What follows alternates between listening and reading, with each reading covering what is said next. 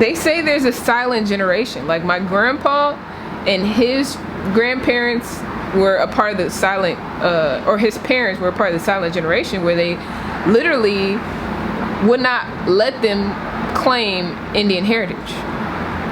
So the fact that he lived on Indian Village, St. Tammany Parish was notoriously Choctaw. People travel all over the world to go to St. Tammany Parish because of the historical findings that they found there.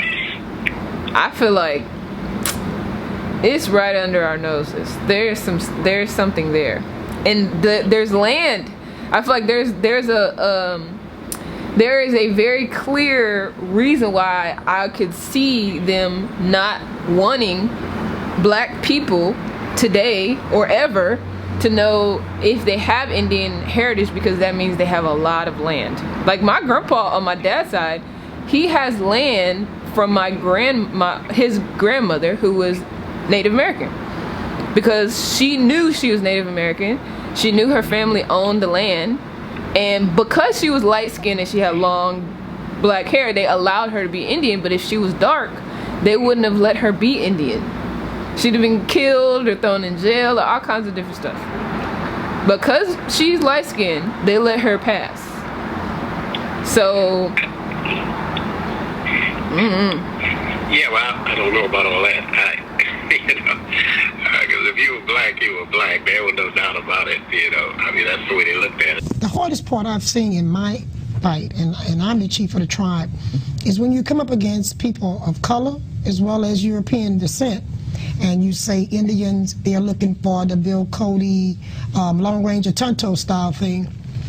And when you actually show them that the indigenous people were actually my color, as I have a habit of telling people, a cocoa brown, or a brown piece of leather well put together. I have a lot of ways of using slangs to tell people that we are still here because we were not weak. We were here before DeSoto and Christopher Columbus. You have to be strong to make it through those disasters. back then in Mississippi, he said there were Indians. Everybody knew they were Indians. They were dark. They had long hair. Some of them had curly hair. But if they were dark and they had curly to kinky hair, they would not consider them Indian. They would consider them black. But that doesn't mean that they're not Indian heritage. That just means that that's how they look. But my thing is, what is black? Because we can't track black. We could track Indian tribes. We can track indigenous land that you own. He lived in Indian village. My grandpa lived on an Indian reservation. Now they're telling him in school all this other stuff, but slave ships, slave stories. But there's not even any evidence that we have that we can prove. And now they're starting to come out with this DNA testing and all this stuff, so we think we have evidence, but really that's not. We can't go back to Africa and say, oh, I'm from Ghana and these are my brothers and sisters. No, ain't no land over there for us. There's land over here for here in the Americas, because that's where we've been. Well, see, I think if you check any of that land, you will find out that it probably was homesteaded. You can find out where you can trace land. Whereas you can't trace people, you can trace land. Mm-hmm. Because you can get the original deed on land. There are land papers before slavery in my people's name here. How was it? Because when the Europeans came here, what Roger is talking about, we gave a lot of people some spots to settle. But they took those spots and wanted bigger spots. My people right now, the Shatta, they took on the end from our people, I'm talking about the end of the big take, 25 million acres of land by removing my people from here to Oklahoma. Mm-hmm. That was the last of their land, 25 million acres of land. And it was people that looked like me. Now this is my contention. Normally, when I meet a young person that's doing the genealogy, look like they want to be everything other than being black. But I can't find anything wrong with being black. I'm gonna be honest with you. But America, either you're black you're white. Let's look at the census that's coming out. First, my people were under Indian. Then someone come along and say, well, we're going to take them, we're going to move them again. We're going to make them mulatto. So some of my people got trapped back there under Indian while some moved into the mulatto era. Then when the white man seen that that wasn't going to eliminate enough of us, then he moved us from mulatto. Then he moved us to colored. I can show you how I got where I'm at. So then my people, some of them got left into the colored zone. Then they moved my people again into Negro, black, and African American. All I'm asking, my blood kin, I'm not asking you to change who you are. I'm looking for a Pacific people that's lost here in New Orleans that have the same blood lineage that the two of us have, that got lost through the census. Like this time the census, last census we were Native American. This census we are going to be American Indian. You with what I'm saying? In each era we lose people. If I were from Africa, I would not be out. People in Africa they just now starting to say black. If everybody's there, supposedly everybody there is black, then why you need to say it? The people there are Nigerian, they're Congolese, they're Ethiopian, they are they have a clear place. But when you say black, it basically just blacks out your history. When you say white, it whites out your history.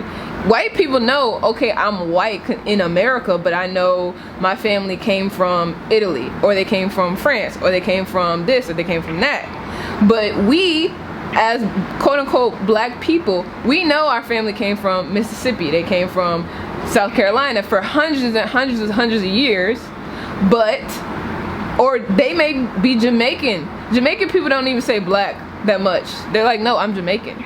They know who they are. We're the only ones that aren't allowed to say, I am an American, indigenous to this place. My people have been here for hundreds and hundreds of years. We got land here.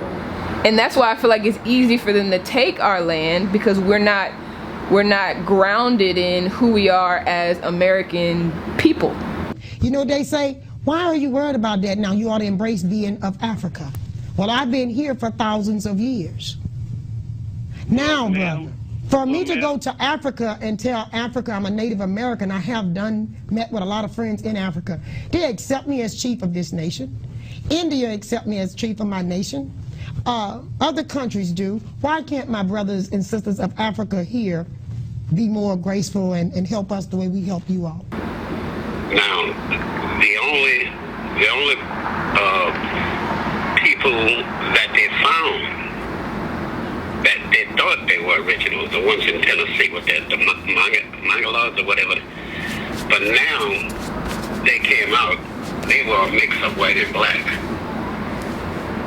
And they just decided to hide up in the mountains or something like that. But, but as far as Africans being here in America, I mean, that's far-fetched. You hear that. I'm certain that during that time, you probably had a boat that got lost or something and made it to America. I don't know. What Andrew Jackson did was he appointed some Europeans. I want you to know how I'm here, brother. My grandfathers were a generation of chiefs. I come from a line of chiefs. I'm from a royal family of chiefs. What the Europeans did was took my people, took the women and the children, and some European that Andrew Jackson was friends with, appointed them as chiefs, left the original chiefs back here, took the white chief that he appointed, which into Oklahoma is, as you know today, as Indian Territory. Indian Territory was set up by mixed breeds, okay? Yeah. The people that signed the treaty was either non-native or mixed breeds. That's right. The full breeds was left back here. And after a while, they filtrated us into what we know as African American today. I'm not saying we're not family from back in time. I'm saying I was just here. Some come by slave ship. I came here years before by entrepreneurship. The problem with calling people white and black is that we think that black or dark-skinned people, kinky hair people, whatever you want to call it, people only exist from Africa. Like that's the only place where darkness came. But there was dark people here in the Americas thousands of years before Columbus and everybody else. They had monuments. They literally have sculptures in the Gulf of Mexico that they found in the 80s that look like black people. They have paintings on the walls in Mexico of black people. This is from ancient time in the Americas, long before Columbus or anybody else ever touched anything.